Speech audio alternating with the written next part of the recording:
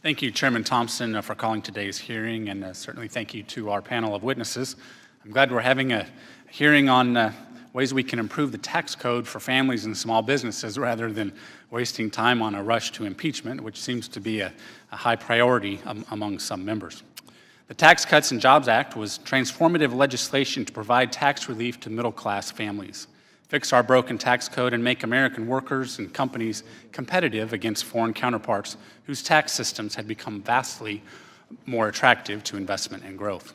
TCJA helped working families by doubling the standard deduction and increasing the child credit, including its refundable portion. Much more than that, the real impact on working Americans of TCJA, along with the deregulatory actions of this administration, has been strong economic growth and the historic job market, markedly decreasing unemployment, increasing wages, and creating opportunity for all Americans, including those on the bottom rung. I strongly disagree with those calling for even deeper wealth redistribution, such as vastly increasing refundable credits and moving towards 70% or even 90% marginal rates. Even President Obama understood the importance of reforming the corporate tax code and lowering the corporate rate. However, we weren't going to reform the code only for large corporations and leave our families and small businesses behind.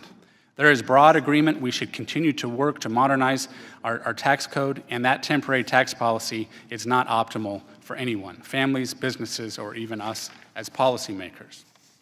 Families and small businesses shouldn't have to spend an entire calendar year wondering whether expired tax provisions will be reinstated retroactively.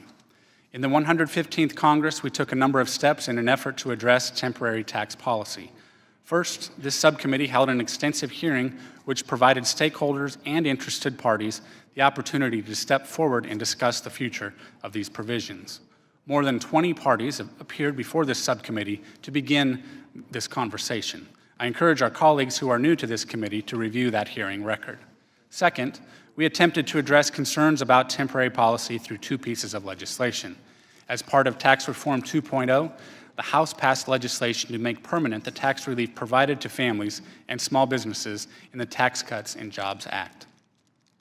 I have not spoken to a single colleague who helped pass TCJA who wouldn't have preferred to enact permanent policy in 2017, but unfortunately the Senate lacked the votes to make that happen. As one of our witnesses will point out, we would see even more growth if these provisions of TCJA were made permanent. And finally, toward the end of last year, the House passed legislation to address the 24 so-called tax extenders, which expired at the end of 2017.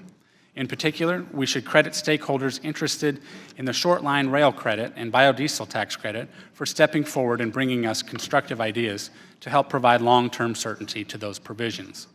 These short-line and biodiesel proposals followed on a previous round of tax extenders where we were able to make several provisions permanent and find long-term solutions to the wind and solar tax credits, recognizing those industries were reaching a point where taxpayer subsidies were no longer necessary for their viability.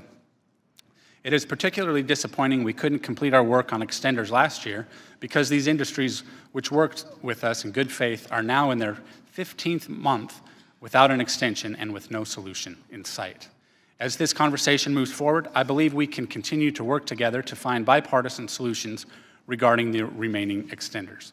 We look forward to working across the aisle to provide relief from uncertainty, first in the short term, but ultimately, we hope, for the long term. I yield back.